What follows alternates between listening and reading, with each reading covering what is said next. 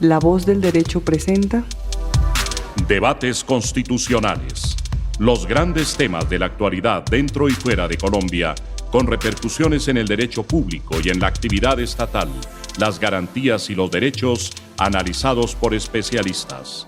Los acontecimientos, las normas, las decisiones que interesan a la opinión pública bajo la lupa del derecho y la ciencia política. Debates constitucionales. Presentamos un cordialísimo saludo a los oyentes y seguidores de La Voz del Derecho, tanto en Colombia como en el mundo. Debates constitucionales. Hoy con un tema de la mayor trascendencia vamos a hablar sobre el sistema económico, vamos a referirnos al sistema tributario, igualmente a la representación que debe existir en materia tributaria. Vamos a hacer alusión a la relación que existe entre la normatividad constitucional vigente, los derechos de los trabajadores, el salario mínimo, la discusión que hay mediante concertación sobre el salario mínimo y todos estos temas que hoy por hoy se constituyen en el centro del debate nacional. En consecuencia, contamos aquí en el estudio de La Voz del Derecho con la presencia de la doctora Dione Alexandra Cruz Arenas, profesora de Derecho Constitucional, politóloga, y quien nos ha acompañado en estos últimos programas con diversos temas de la mayor trascendencia, y este es muy importante. Doctora Dione, bienvenida. Muchas gracias, doctor José Gregorio. Un gusto, como siempre, un gran honor estar en estos micrófonos de La Voz del Derecho. Un saludo especial para los panelistas de hoy. El doctor Luis Alberto Ávila, economista, director del programa Panorama Económico aquí en La Voz del Derecho. Bienvenido, doctor Luis Alberto, una vez más. Doctor José Gregorio, muy buen día, y a todos los oyentes de La Voz del Derecho, muy complacido de estar acá nuevamente con ustedes.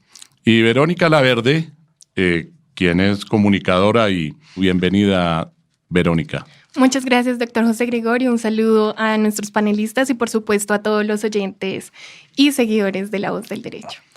Bueno, vamos a hablar, como decía antes, del tema económico. Voy a comenzar por el tema tributario, que tiene que ver precisamente con lo que ha venido ocurriendo en los últimos días en el país. Una de las razones básicas de la protesta que desde el 21 de noviembre y hasta hoy, además, va a seguir por estos días llevándose a cabo en distintas ciudades del país, una de las razones básicas radica en la presentación a consideración del Congreso de un proyecto de reforma tributaria. Se llamó Ley de Financiamiento inicialmente, fue aprobada en violación de la Constitución Política, así lo corroboró la Corte Constitucional, que declaró la inexequibilidad de toda la ley de financiamiento, y la ley pues se quiere revivir en el Congreso antes de que venza el plazo del 31 de diciembre que otorgó la Corte para la vigencia de la misma, en un fallo diferido al que nos referimos aquí en La Voz del Derecho. Con posterioridad a eso, se ha tenido la propuesta, pero en medio de las supuestas negociaciones entre el gobierno y los organizadores del paro, que reclaman precisamente que se modifique la posición del gobierno sobre reforma tributaria, se aprueba el día anterior a la última manifestación de descontento, se aprueba en las comisiones económicas del Congreso, a pupitrazo prácticamente, solo en virtud de acuerdos políticos, sin discusión, se aprueba el proyecto de reforma tributaria que ahora se llama Ley de Crecimiento Económico. Creo que además hay múltiples motivos para pensar que ese proyecto tiene problemas desde el punto de vista de su confrontación con la Constitución Política. Esta mañana, en la columna habitual de La Voz del Derecho, manifestábamos que se ha hecho aprobación en primer debate en las comisiones económicas de Senado y Cámara del proyecto de ley tributaria no con el celo que debería existir en la defensa de los ciudadanos a quienes los congresistas representan. Y recordábamos algo importante, porque este programa también tiene un propósito pedagógico. Recordábamos que los grandes cambios institucionales en la historia, las revoluciones y las constituciones como la francesa o la norteamericana, tuvieron origen en los abusos de los gobiernos, en la imposición de tributos sin representación de los pueblos, que de allí surgió precisamente, también lo recordábamos, el principio que se expresa en inglés non-taxation without representation, ningún impuesto sin representación, cuyo significado y mandato consisten en que en tiempo de paz, por supuesto no en tiempo de perturbación del orden público, solamente los órganos colegiados de elección popular están facultados en cuanto representantes del pueblo para establecer tributos. Decíamos en esa columna que de conformidad con el artículo 338 de la Constitución colombiana, en tiempo de paz solamente el Congreso, las asambleas departamentales y los consejos distritales y municipales, que son los cuerpos de elección popular, pueden establecer impuestos, tasas, contribuciones, y únicamente estas corporaciones deben señalar los elementos del tributo, los sujetos activos, los sujetos pasivos, los hechos gravables, las bases gravables, las tarifas de los impuestos, y cuando hay delegación de la fijación, en materia de fijación de una tarifa por parte del Congreso, en un órgano ejecutivo o administrativo, esa delegación tiene que estar acompañada de dos elementos trascendentales, que son, aquello que justifica justamente la delegación, son el método y el sistema. Si no hay método para calcular los costos y los beneficios, ni hay un sistema, pues en consecuencia la delegación carece de validez, y lo acaba de decir la Corte Constitucional al declarar inexequible una tasa que se impuso por una ley de la República hace 2 años. ¿Por qué este sistema?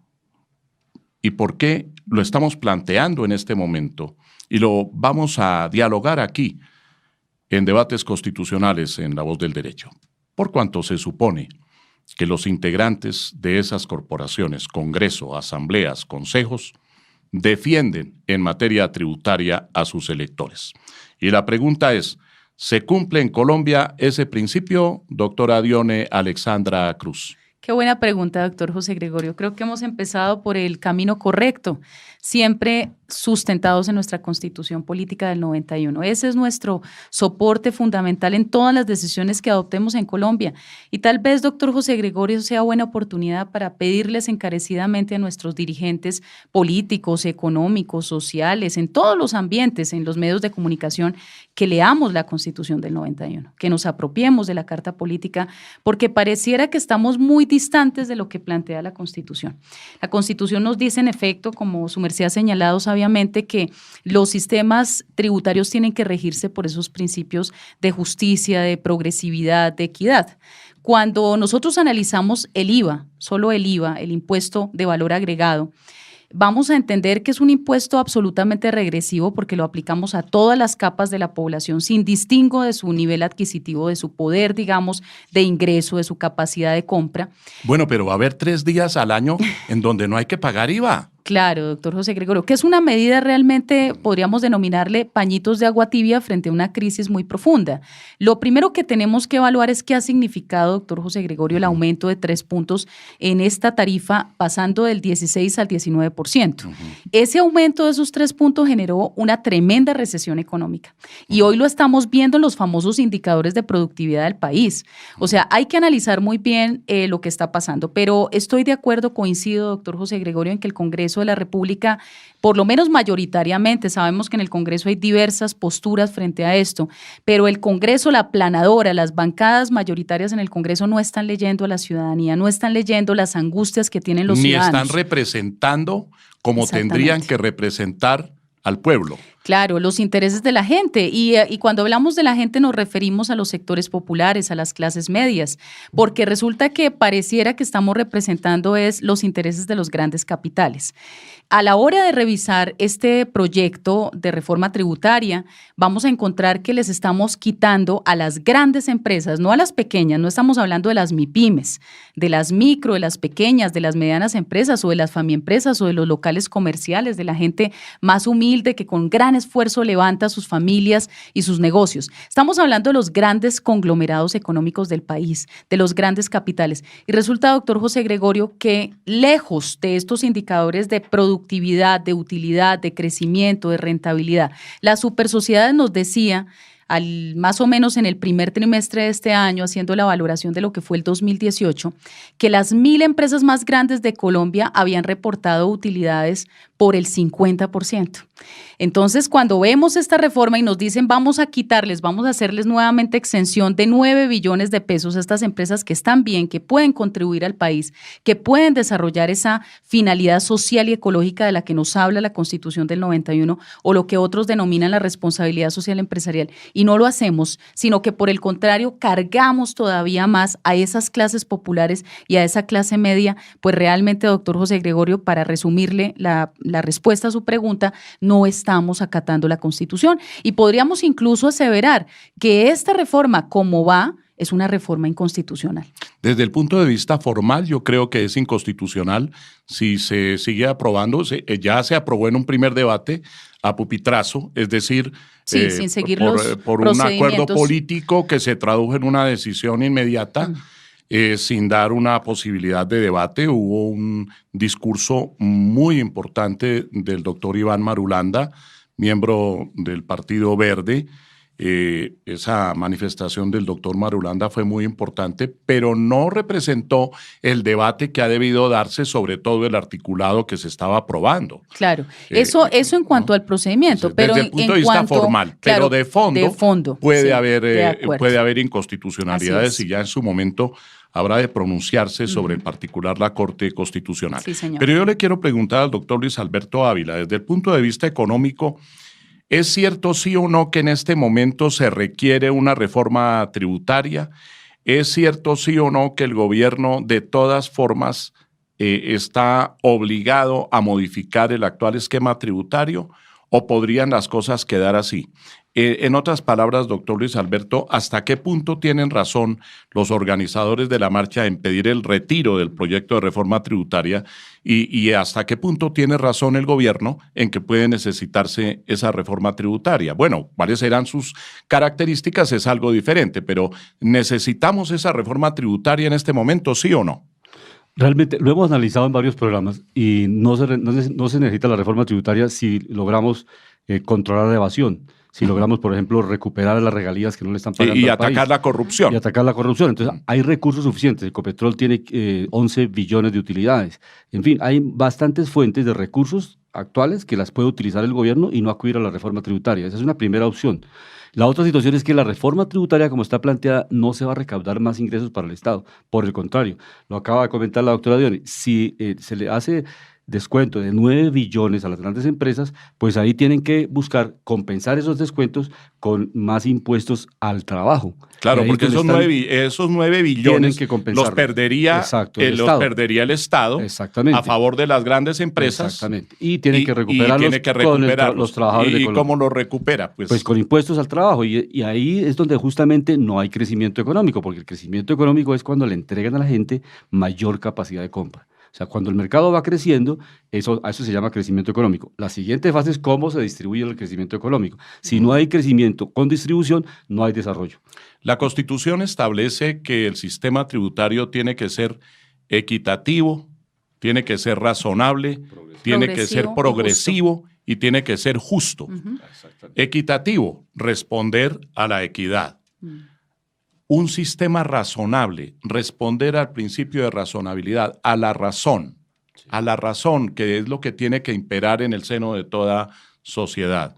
Tiene que ser un sistema progresivo, a diferencia precisamente de lo que está manifestando el doctor Luis Alberto, en donde al parecer este sistema previsto va a ser regresivo, porque al que más gana se le va a cobrar menos, al que menos gana se le va a cobrar más. Es regresivo.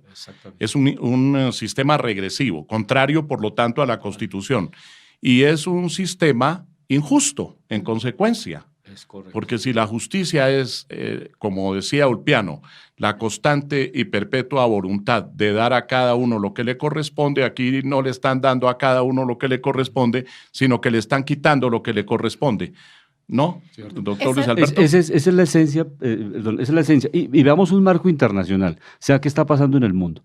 Hay una gran competencia de los inversionistas en el mundo, de todas las multinacionales, por ubicar países que cobren menos impuestos. Entonces, colocan a los países en desarrollo a pelear, o sea, eso se puede llamar un matoneo tributario internacional. Le están diciendo, si usted no baja tarifas, nosotros no vamos a ese país.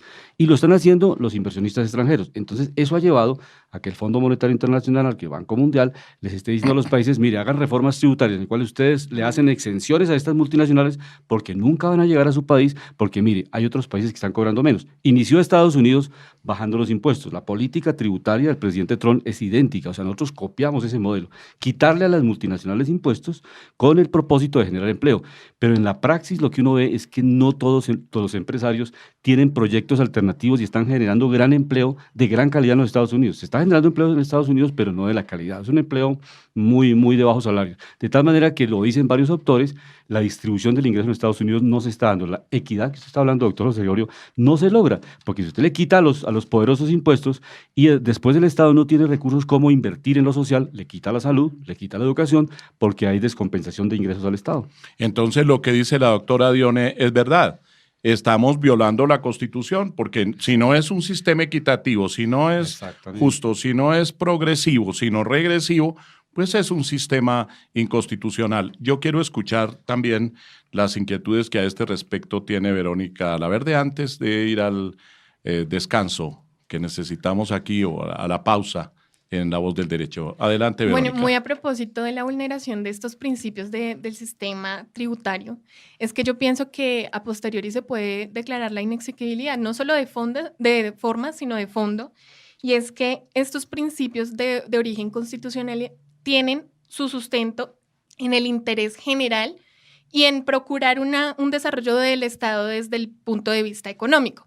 Entonces, inicia con el reconocimiento de la obligación que tenemos todos de aportar a los gastos y las inversiones del Estado, que claro, es lo que nos señala claro, el numeral 9 del no artículo 95. podemos decir que no haya tributación, porque entonces no habría Estado. Sí, por supuesto. Exacto, es un deber ciudadano, eso está muy claro. Pero estos principios tienen que ser columna de las decisiones que nos van a condicionar o que nos van a arreglar ese deber ciudadano. Entonces nosotros tenemos que mirar si realmente están siendo o no el vértice de esta propuesta de reforma tributaria. Ya se tocó el tema de las rentas, ¿cierto? Y de los días sin IVA. Yo quisiera mirarlos tal vez un poquito más a fondo desde mi perspectiva. Y es lo siguiente. En efecto, si uno mira los principios de equidad, no de igualdad, que ese es un error muy común de los ciudadanos, la equidad es desde la medida de lo posible en condiciones de cada quien. Eso se traduce en que quien gana más, tributa más, quien gana menos, tributa menos. No de igualdad, que es todos por igual, porque nadie está obligado a lo imposible. Entonces, hay que tener mucho eso en cuenta. En el tema de rentas, la ley anterior había aumentado 3 escalones para los aportes en rentas. Esta nueva reforma los elimina nuevamente. ¿Y qué pasa? Uno dice, bueno, pues 3 escalones, ¿en qué nos afectan? Cuando se hacen esos escalones, lo que hacen es que condicionan sus ingresos y sus aportes. Entonces, entre menos escalones hayan, van a hacer que las personas que estén incluidas en uno estén obligadas a unas contribuciones. Y eso es independientemente de que estén incluidos en su límite inferior o en su límite superior. Entonces, entre más hayan, es más fácil proporcionar de forma equitativa ese aporte. Eso por un lado. El tema de los 3 días sin IVA, efectivamente, eso es una medida como para calmar la angustia por 2 minutos. Porque ¿por qué no lo decimos? Es demagógica y populista. Totalmente. Y nos la han publicitado bastante porque en redes y en el mismo periodo más el pico de la televisión no lo publican. pero no nos han difundido los condicionamientos. Entre ellos que esos 3 días sin IVA son para las personas y para los comercios que tienen factura electrónica. No, nosotros sí tenemos la iniciación, digamos que hemos procurado porque dentro de Colombia se haga el tema de la factura electrónica. Pero veamos la realidad. ¿Cuánta población cuenta con factura electrónica? Quizás la mitad, no sé, me corregirá el doctor Luis que tiene más conocimiento, pero es un tema que ya hay una primera segmentación. Y la segunda segmentación, que es grave al respecto, es que esas personas que ya cuentan con la factura electrónica tienen valores más elevados, ¿cierto? ¿Y quién tiene los poderes adquisitivos para poder comprar en esos establecimientos? Pues los grandes capitales. La persona de clase media baja o baja no va y compra donde están estos establecimientos que le cuentan con la factura electrónica. Ellos van donde Pepito, el del barrio, donde Fernandito, el de la ferretería, no cuentan con factura electrónica. Entonces, es decir, tampoco van a tener los 3 días sin IVA. No cumple nuevamente con el interés general, con la aplicación general, con equidad. Ese por otro lado. Otra medida que a mí me pareció interesante tocar es el tema de las amnistías. Nosotros sabemos que no se pueden hacer excepciones en cuanto al recaudo porque es el deber de todos y todo eso. Pero hay unas amnistías.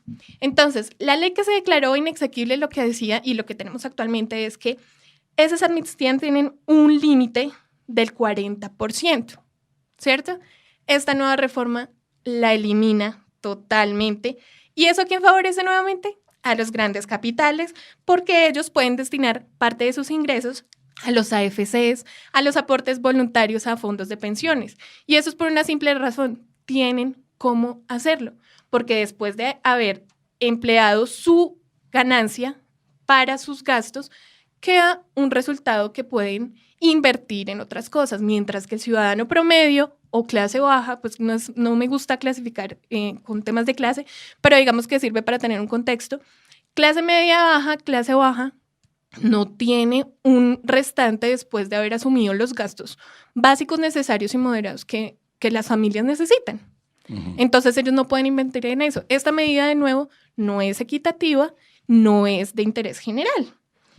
Sobre ese punto, Verónica, es muy importante y yo quiero oír el concepto muy rápido del doctor Ávila sobre el particular. Las amnistías, especialmente para los grandes capitalistas, no son una forma de borrar la evasión y de condonar, por decirlo así, la evasión. Es una manera de legalizar la evasión. De legalizar. Las grandes conglomerados tienen los grandes bufetes de abogados y tributaristas que hacen todo. Hay evasión y hay ilusión. Entonces, la ilusión es básicamente cómo técnicamente uno trata de no pagar un impuesto, y eso lo dijo la Corte, técnicamente. Eso lo dijo la Corte Constitucional desde el año 1993. Sí, claro. Está dicho en sentencia de la Corte Constitucional. Porque en esa oportunidad la Corte rechazó una amnistía tributaria sobre la base de que entendió la Corte que allí lo que estaba haciendo era lavarle la complicidad cara con la evasión. Claro, al que había evadido, ¿no? Sí. Y eso va contra el que sí pagó el impuesto. Claro. ¿No? Es una forma de estimular la evasión. Claro, doctor porque José entonces, Gregorio. hacia el futuro yo digo, me van a perdonar, Sí. al fin y al cabo en algún momento van a dictar amnistía, yo mejor no pago. Claro. Y espero, el ciudadano cumplido, que es el que paga el impuesto, ¿no? Ese es el perjudicado. Claro, y recibe un pésimo mensaje, doctor José Gregorio, porque recordemos que aquí hay un agravante, y es que hablamos en la Constitución de ese principio de igualdad ante la ley. Entonces, ¿cómo podemos sostener esto? Que para algunos grupos privilegiados en Colombia, entonces tenemos una serie, digamos, como de gabelas. Beneficios. Y de beneficios que lo que hacen es fomentar la ilegalidad. Si nosotros, por ejemplo, nos comprometemos con un plan de desarrollo cuya apuesta es la legalidad, ¿cierto? La legalidad. pues tenemos que actuar en consecuencia. Nosotros tenemos una evasión tributaria calculada, según la Universidad Nacional de Colombia, de 11 billones anuales. 11 billones de pesos se nos pierden por evasión cada año. O sea, no sería necesario hacer ninguna de las reformas tributarias anteriores porque esta ya sabemos que no nos va a generar un nuevo ingreso. Por el contrario, nos está generando problemas de desfinanciamiento, nos está generando un problema fiscal. Pero, doctor José Gregorio, mire, el tema de los Panama Papers, por ejemplo, las empresas que están constituidas… La amnistía ya operó en ese caso, claro, porque como la Corte Constitucional declaró que la normatividad de la ley de financiamiento era inexequible solo a partir del 1 de enero del año entrante, ya, mientras tanto, operó la amnistía para ellos. Claro, gravísimo. Imagínese usted que ayer había un escándalo en noticias de una EPS, creo que es Supervida o alguna de estas, Salud Vida. Salud EPS, Vida que está siendo liquidada. Correcto. Entre otras razones por corrupción. Sí, y Salud Vida queda metida en un tremendo escándalo porque encuentran que al parecer le ha jugado al tema de los Panama Papers y tiene un mundo de plata en Panamá. Entonces, mientras la gente aquí se muere haciendo una fila, solicitando una cita médica, pidiendo un medicamento, pidiendo un examen especializado, pidiendo que lo atienda un médico especialista, resulta que las EPS que manejan los recursos de la salud están jugando con la plata de los ciudadanos, la están invirtiendo, la están poniendo a ganar en paraísos fiscales para reducir los impuestos. Estos son cosas escandalosas. Es que no solamente es un tema del empresariado colombiano, también analicemos qué es lo que ha pasado en nuestro mismo sistema público, o sea, en el sector salud, en el sector pensiones, ni qué decir en el tema educativo. Hay una cantidad de sectores que tenemos que revisar que se han prestado para este tipo de malos manejos. Entonces, hay que sincerarnos como país. Si queremos realmente salir adelante ahora con el tema de las marchas y manifestaciones, el mensaje, doctor José Gregorio, es generalizado para la población colombiana. No es solo para el gobierno nacional, es para la clase dirigente, para la clase económica, para el Consejo Intergremial. A mí realmente me preocupa mucho la actitud del Consejo Intergremial frente al tema de la concertación laboral. Claro, para los medios de comunicación, para nuestro Congreso y nuestros partidos políticos. Claro. ¿Qué le estamos diciendo al país? ¿Cómo estamos respondiendo frente a estos malestares de los ciudadanos? Bueno, vamos a hacer una pausa en La Voz del Derecho. Yo quiero que al regreso continúe con su exposición, Verónica. Ya regresamos. Esta es La Voz del Derecho. Estamos de regreso en Debates Constitucionales aquí en La Voz del Derecho. Verónica, te interrumpimos, entonces continúa con la investigación que llevaste a cabo. Bueno, continuando con esas medidas que considero que resultan abonando a la posición que hemos tenido a nivel general en Colombia sobre este proyecto de reforma, tenemos el tema de haber eliminado el IVA, o bueno, proponer la eliminación del IVA en cirugías estéticas. Entonces, la doctora Diana acababa de hablar precisamente del tema de salud. Entonces, mientras vemos un detrimento en salud, tenemos el privilegio de eximir de IVA a las cirugías estéticas. Uno mira cuál es el razonamiento, cuál es el argumento para proponer esa eliminación del IVA. Y resulta que dicen que es para promover, estimular el turismo médico en Colombia. Hasta ahí suena bien, lógico, pero ahora veamos la realidad. Cuando se le cobra el 19% a un extranjero en una cirugía, ni lo siente, porque a comparación de precios con otros estados, simplemente somos una ganga. Entonces, ¿qué le estamos estimulando si aquí ya viene lo suficiente? Y nuevamente pensemos al interior, bueno, eso es al exterior, al interior, ¿quiénes se hacen las cirugías estéticas? Yo pienso que estrato 1, 2 y 3, poco o nada. Entonces, nuevamente va dirigido a un segmento de la población muy claro. Mientras tanto, las cirugías que pienso yo que pueden ser estéticas, pero más necesarias o médicas y más necesarias, como por ejemplo el tema del labio leporino en los niños, sigue teniendo más cargas. Claro. Entonces, ahí nuevamente está claro que los principios del sistema tributario no están siendo respetados en esta propuesta. No hay equidad. No. Claro, doctor Sencillamente no hay equidad y se aplica un concepto en que se otorga preferencia a algo que miradas todas las situaciones de salud que hay en Colombia, pues es la que menos requiere un apoyo y tributario. sumémosle otras medidas, querida Verónica, como el tema de las mega inversiones que en este proyecto se siguen fomentando y se les pone como contraprestación simplemente contribuir con 300 nuevos puestos de trabajo. Cuando hablamos de mega inversiones, de la posibilidad realmente de generación de trabajo, y quiero contarles que de acuerdo a las cifras, el año pasado Colombia destruyó 490,000 trabajos. Esto es una cifra impresionante y la comentamos con el doctor Luis Alberto Ávila en un programa anterior, porque esta cifra, si nosotros la ponemos en cualquier lugar del mundo, nos va a indicar recesión económica, o sea, la destrucción de 490,000 trabajos en un año. Entonces aquí tenemos retos gigantes. No podemos decirle a nuestro empresariado y sobre todo a los que tienen realmente los recursos de inversión, a las mega inversiones, que simplemente con 300 trabajitos, si lo generamos, que eso perfectamente puede ser el indicador para una mediana empresa en Colombia, pues resulta que ya inmediatamente les damos las exenciones. Esto además, doctor José Gregorio, es increíble porque fíjense que dentro del mismo sector empresarial hay llamados de atención.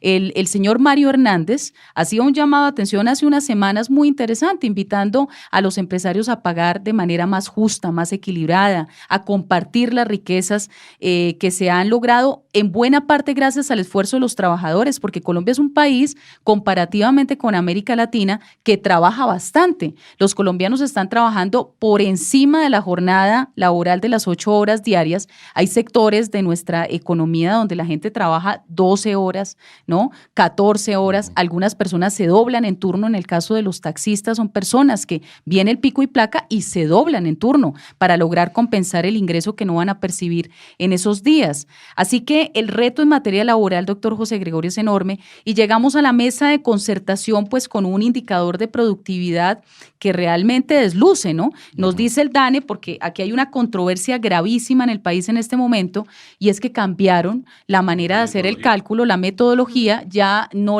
el indicador no lo informa el Departamento de Planeación Nacional, sino que ahora lo hace el DANE, y entonces nos dicen, no, mire, realmente el indicador de productividad está negativo en el 0.39% para el año pasado. Por lo tanto, si nosotros sabemos que el cálculo del ajuste de salario mínimo está entre este indicador y el indicador de inflación, pues creo que no vamos a tener buenas noticias en esta Navidad para los trabajadores, desafortunadamente. Y mira que eso no es fortuito, sino que eso sirvió como base para presentar la reforma laboral del senador Álvaro Uribe. De disminuir la jornada laboral, doctor José Gregorio, que es lo que se está planteando. Lo cual va a tener repercusión en cuanto al tiempo. Desde luego, y la remuneración, así digan que no. Para la remuneración por supuesto y que y para las prestaciones. Claro.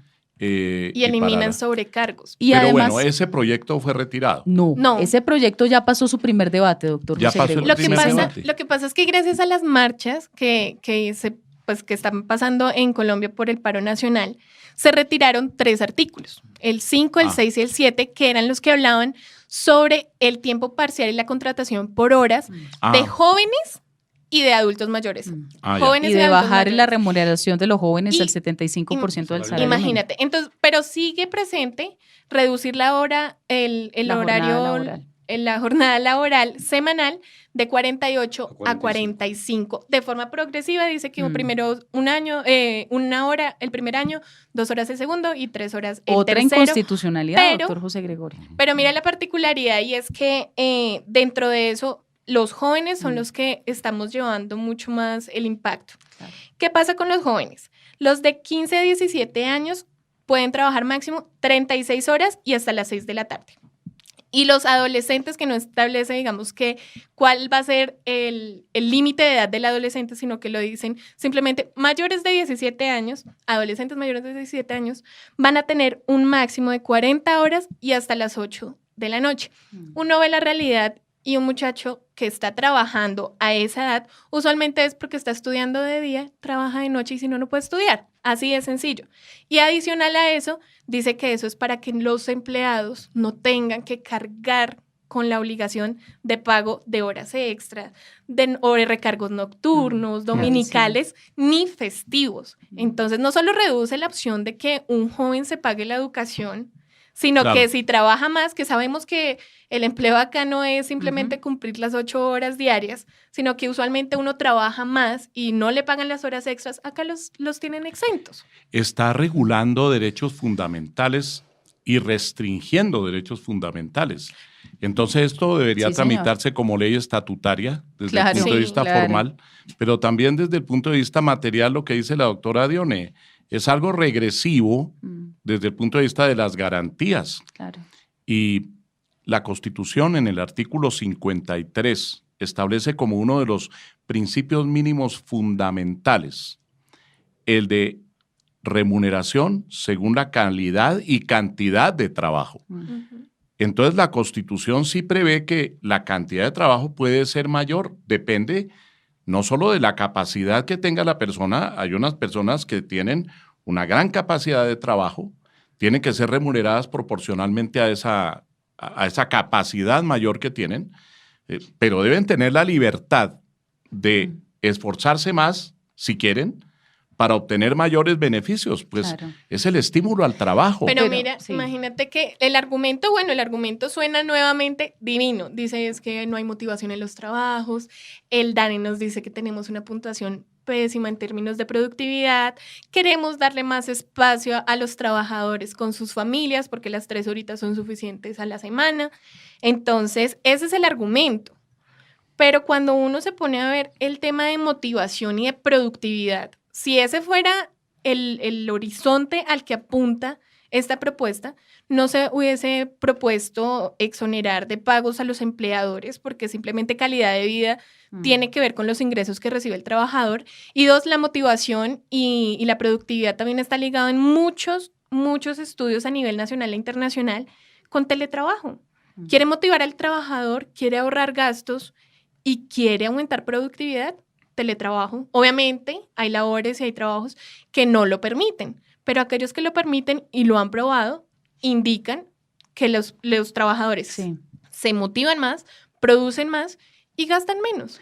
Doctor José Gregorio, hay un elemento interesante en la carta que emiten importantes economistas del país, donde está el decano de la Facultad de Economía de la Javeriana, está el de Vimos la carta. la EAN, está el de la Jorge Tadeo Lozano y lo acompañan un sinnúmero de Académicos. maestros muy importantes de la Universidad de los Andes, del Rosario, de Berkeley.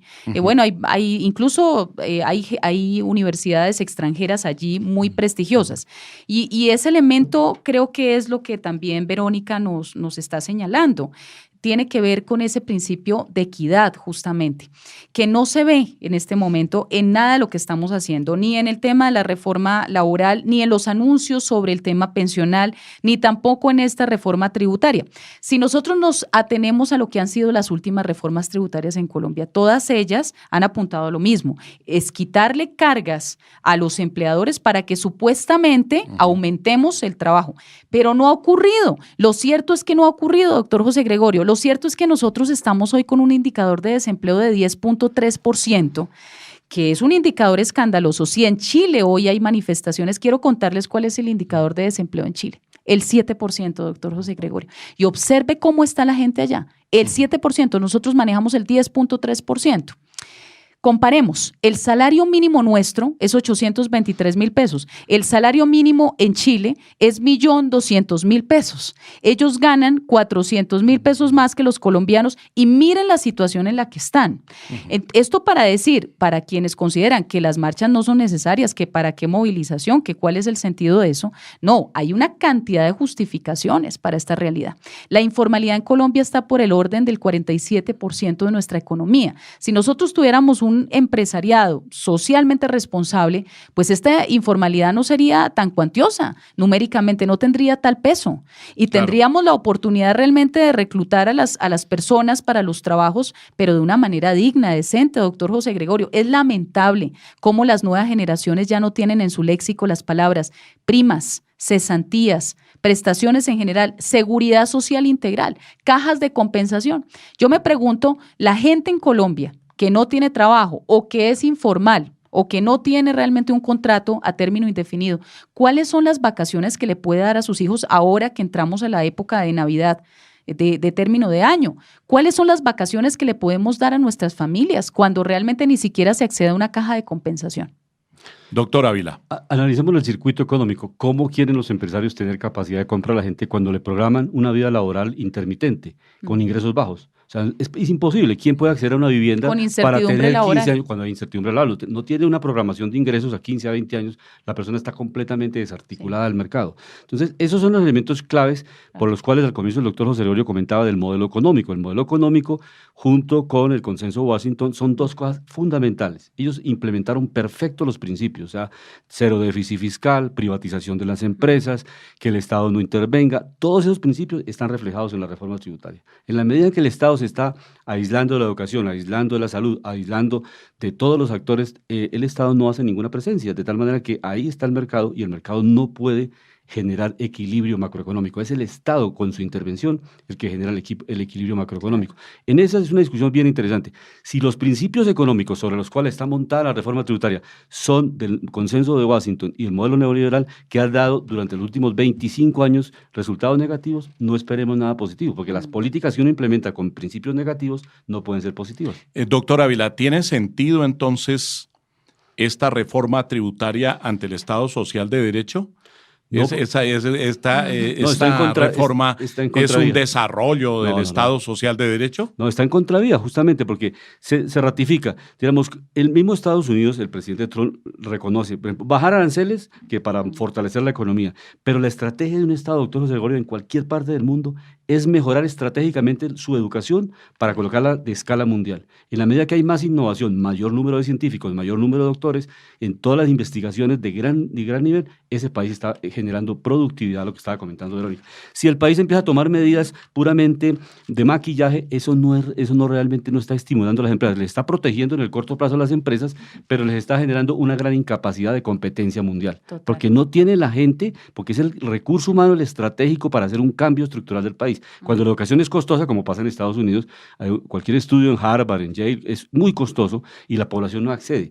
Alemania tiene mayor número de científicos y está obviamente en el comando en la Unión Europea generando mayor valor agregado. Eso en el corto plazo puede dar resultados, pero en el mediano y largo plazo destruye empleo y destruye a la comunidad. Doctor Dos José inquietudes. Gregorio, sí. Sí. No, y una cosa adicional a lo que ha dicho el doctor Ávila, que es una invitación también para la voz del derecho, y es analizar estas metodologías, doctor José Gregorio, que se están utilizando para calcular quiénes son los pobres en Colombia y quién es la clase media. Iba para Porque allá en realmente, la pregunta. o sea, yo realmente creo que el país tiene que entrar en ese debate, ¿cierto? ¿Cómo es que estamos, o la productividad laboral que nos está presentando hoy el DANE? Están diciendo ¿Sí? que la clase media es la que gana 400.000 pesos. Exactamente, y la pobreza, y si usted gana más de 200.000, entonces ya no es pobre, ¿cierto? Entonces aquí hay una serie de complejidades. Una cosa, doctor José Gregorio, es que usted viva en determinada situación y contexto en donde usted incluso un salario mínimo lo puede invertir perfectamente en una cena de amigos, en una noche, en un sitio, digamos, en una reunión social. Pero otra cosa diferente es comprender cómo una familia de 4 o 5 personas, porque hay un indicador también de NBI, de necesidades básicas insatisfechas, que es la altísima dependencia económica de un integrante en las familias. O sea, normalmente las familias dependen de una sola persona para subsistir. Normalmente. Entonces, ¿qué ocurre? Que esa persona con cargo a ese salario mínimo exiguo tiene que responder frente a todo, frente al arriendo, frente a los servicios públicos, frente al mercado, frente al tema del transporte, que además es supremamente oneroso, ¿cierto? Tiene un peso estadístico muy importante, gastos de salud porque hay que ir a las citas médicas, a veces hay que pagar el copago. Y si yo tengo 2 o 3 muchachos para pagarles el sistema de Transmilenio, Los niños. ¿cómo hago, doctor José Gregorio? Primordialmente. Claro, los niños. Mire, que se enferman, que tienen que ser mire, atendidos. la desnutrición que tienen crónica derecho, en Colombia, claro, la inseguridad según la alimentaria. Constitución, Claro. estos niños, No, todo desprotección niño, total. todo niño, también los hijos de los pobres, Claro. tiene derecho Fundamental. a un crecimiento de conformidad con una verificación desde el punto de vista médico, la evolución de su salud, talla y su todo peso. eso Pero doctor no está José Gregorio, garantizado. con un salario mínimo, a ver, pensemos, ¿cómo hacemos para atender esa canasta básica, esa tabla nutricional que los niños y las niñas necesitan para crecer sanos y fuertes en talla y peso adecuado para su edad? O sea, ¿cómo hacemos para aumentar el consumo de proteínas, vegetales o animales, frutas, verduras, darle realmente unos buenos cereales a nuestros hijos cuando realmente la economía no lo permite? Por eso los indicadores en salud pública, doctor José Gregorio, están gravísimos. Por eso nosotros tenemos cada vez más problemas de cáncer en el país. Estos problemas macro resulta que están vinculados al modelo de desarrollo económico, al sistema político colombiano, porque no estamos cumpliendo el Estado social y democrático de derecho. Y atención, los chilenos no tienen la constitución que nosotros tenemos. En Chile ocurrió la dictadura de Augusto Pinochet, y desafortunadamente después del año 90, cuando ya en el 88 con el plebiscito le dicen a Augusto Pinochet no más, no va más, no hay otro mandato, resulta que los que llegaron allí, los gobiernos sucesivos, debieron hacer una nueva carta política con nuevos concesos hicieron, y no dejaron se hizo. la constitución Correcto. de Pinochet. Y esa es la gran diferencia, No, doctor inclusión. José Gregorio, nuestra con Chile. Nosotros sí tenemos una constitución del 91 maravillosa, con ese Estado social y democrático de derecho, con esas garantías constitucionales. Lo que tenemos que hacer es leer la constitución, Y ¿cierto? cumplirla. Apropiarla Y y cumplirla. cumplirla. Toca leerla para cumplirla, porque Y si uno eso- no sabe de qué está hablando, Claro, ¿cierto? claro. Y mira que Pero el eso Estado, va en doble vía. pero para que la lea la gente, el Claro. Estado tiene que actuar. El Por artículo supuesto, 41 por de la supuesto. Constitución, Sí, que aquí señor. varias veces Fomentar la hemos mencionado, educación, la enseñanza cívica. habla de la pedagogía acuerdo. constitucional. Sí. La norma es sumamente clara. Sí, así El es. Estado tiene la obligación de divulgar la Constitución. Pero al Estado no le va a interesar divulgar la Constitución porque al divulgar la Constitución va a decir exactamente lo contrario de lo Claro. que está haciendo. Se están rompiendo los intereses creados, ¿no? Claro, Los intereses entonces, particulares y corporativos. desde luego, no les conviene mencionar la Constitución. Más aún, yo les cuento que en las redes sociales he citado algunos artículos constitucionales. Solamente la cita de la norma constitucional. Y viene la catarata de insultos Mire por usted. citar una norma Claro, constitucional. El desconocimiento Que está vigente, completo de la que Constitución. tiene que claro. Puede ser el desconocimiento. Claro. Claro. Bueno, Verónica, tú Sí, yo iba a tenías decir otro punto precisamente- adicional. Yo iba a decir precisamente Que ya se nos va a acabar el ese tiempo. es un tema de doble vía. Está la responsabilidad estatal, pero también está la responsabilidad ciudadana. Y es que así como el Estado debe educarnos para nosotros conocer nuestros derechos y obligaciones, también tenemos nosotros como ciudadanos la obligación de informarnos y de educarnos para poder exigir nuestros derechos y cumplir nuestros deberes. Pero en las casas no se hace este taller, en los colegios no se hace este taller, en las universidades no se hace este taller. Entonces uno se encuentra en redes precisamente comentarios en donde dicen, ¿usted cómo va a exigir esto? Es que usted es un mamerto que quiere todo regalado. Exactamente. Discúlpame, los funcionarios públicos tienen esa connotación de públicos precisamente porque ejercen cargos públicos, funciones de interés público y con recursos públicos. Si yo exijo la calidad en esos servicios, que no debería ni siquiera tener que exigirlos, es porque tengo conciencia ciudadana, no porque Claro. quiero las cosas regaladas. Entonces hay que generar conciencia para que podamos tener unión nacional, no una unión nacional revolucionaria ni nada del estilo, sino una unión nacional en términos de educación y de conciencia Sí. cívica. Y no Conciencia, estigmatizar, no estigmatizar a las personas que piensan distinto, doctor José Gregorio, porque desde estamos luego. cayendo en eso nuevamente y eso es Polarización. muy peligroso. es, muy peligroso, eso no exactamente, está bien. pero a la conciencia Sí. de la que habla Verónica con toda razón, yo le quiero agregar conciencia y participación democrática. Desde luego. Está garantizada en la Constitución política, Sí, que nuestra Constitución es democrática participativa. de acuerdo. Es uno de los grandes cambios de la Claro, Constitución del soberanía 91. popular. Y mira qué se, lindo. se garantiza que todas las personas tienen derecho a participar en la las toma de decisiones que decisiones los afectan. en la vida política, económica, Administrativa social, y cultural. Cultural. en aquellas decisiones que la afectan como colectividad. Claro. No necesito yo esgrimir Sí. mi propia situación, ni Sí. probar Y eso hay que decírselo. Que me están afectando a mí personalmente. Mire, doctor José están Gregorio, afectando a la sociedad. esto, Tengo todo el derecho. Su Y ese merced, es un valor de su merced casa. debería darle una charla pedagógica a algunas personas que de verdad uno escucha, por lo menos en este ejercicio de conversación nacional, ¿sí?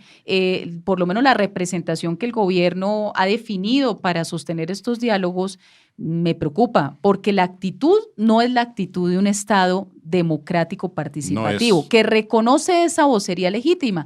¿Cómo es posible que se le exija a los líderes de las manifestaciones que ellos lleguen sin ninguna intención a conversar? No, es que ellos no tienen por qué tener exigencias. Claro que sí tienen exigencias sobre el presupuesto que señala Verónica, justamente porque la Constitución así lo reconoce, porque es el pueblo el primer mandante, porque además los servidores están por su nombre, al servicio de la sociedad, al servicio de esas causas. Y si nosotros no nos bajamos de ese pedestal monárquico, doctor José Gregorio, porque parece que estuviéramos todavía en la Edad Media con las monarquías, donde yo miraré a ver y no, realmente acá tenemos que entender que la sociedad cambió y que tenemos una constitución que tenemos que acatar y respetar, en serio. O sea, que esto es, y que tenemos, y los demás sectores tenemos que exigir su acatamiento y tenemos que estar todos muy, muy listos, ¿no? Porque esto no es un tema de los manifestantes. Miren ustedes que mucha gente se manifiesta y al final es la que más se expone.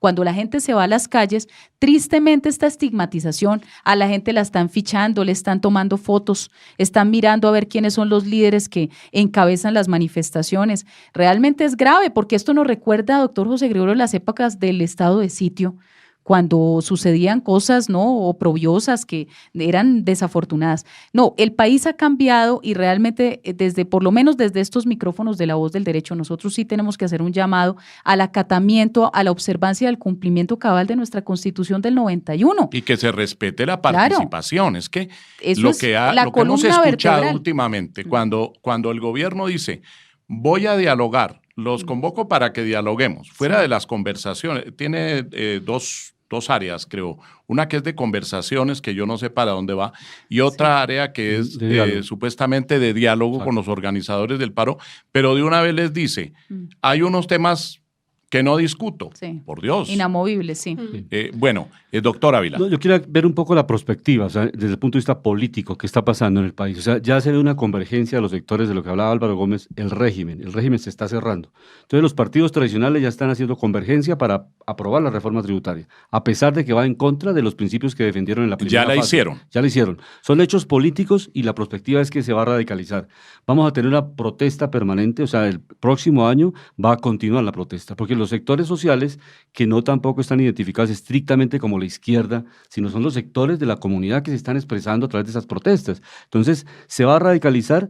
Realmente hay un diálogo que no es transparente y eso no permite que haya una convergencia en puntos claves de acercamiento de las partes. Entonces, en la medida que pasa la reforma tributaria, avanza la reforma pensional, avanza la reforma laboral, va a ser muy difícil un acuerdo en el país y políticamente vamos a tener grandes debates en el próximo año.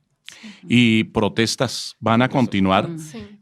La protesta es un derecho. Claro, todos decimos, tiene que desarrollarse la protesta pacíficamente y esa sí es una cosa en la que tenemos que insistir. Debe ser una protesta pacífica.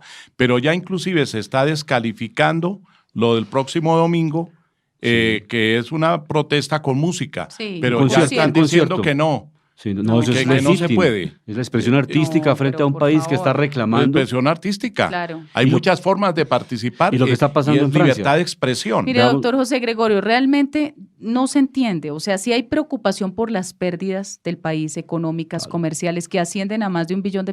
Sí hay una preocupación legítima. Tengo entendido que la señora madre del presidente de la República se fue al Gran San con los comerciantes a presentarles una propuesta de acceso a créditos porque la situación los ha afectado. Si hay una correspondencia lógica, doctor José Gregorio y queridos amigos de panel, seguidores, con ese sentir, lo mejor que podemos hacer es dialogar, ¿cierto? Animar ese diálogo, darle un cauce, organizar metodológicamente el diálogo alrededor de los 13 puntos que claramente los dirigentes del Comité Nacional del Paro han presentado, ponerle un cronograma de tiempo a esto, unos responsables temáticos a cada tema y darle curso, y esto de la mejor manera. Realmente el gobierno tiene una oportunidad de oro, doctor José Gregorio, de levantar su popularidad, de hacer que la gente vuelva a creer en las instituciones y de sacar a la gente de las movilidades. Si es que le está molestando tanto y afectando tanto la economía, pues busquemos una solución. Pero lo que dice el doctor Ávila muestra que como que no se quisiera, como que existiera una paradoja, ¿cierto? Sí, porque si yo me preocupo además, por eso, pues entonces yo abro el espacio. Pero además se dicen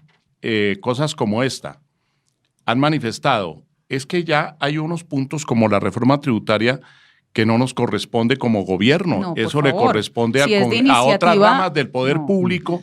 Como porque el proyecto fue de iniciativa del gobierno. Pero si es que el gobierno fue el que lideró la coalición que a pupitrazo aprobó en primer debate la reforma tributaria. Entonces, ¿cómo va a decir que eso depende ya del Congreso? Yo ya no puedo hacer nada, ya depende del Congreso. Y mira que es como echarle leña al fuego. Porque cuando empezaron las manifestaciones se dijo, es que el paquetazo no existe. O sea, además de que nos estaban vulnerando a todos, porque es que es a todos los derechos que son de interés general y fundamentales, no nos afecta solo a uno, sino a todos como nación, nos dicen que no existían.